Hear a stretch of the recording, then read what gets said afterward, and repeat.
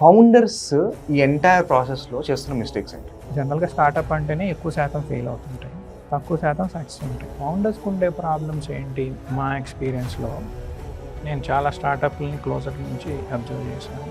Idea బాగున్నంత లేదు, idea కోసం create చేసినంత వర్క్, పెట్టినంత వర్క్ ఎగ్జిక్యూషన్లో ఉండదు. ఆపరేషన్స్లో ఎగ్జిక్యూషన్ మీద క్లారిటీ ఉండదు. They think that everything is doable.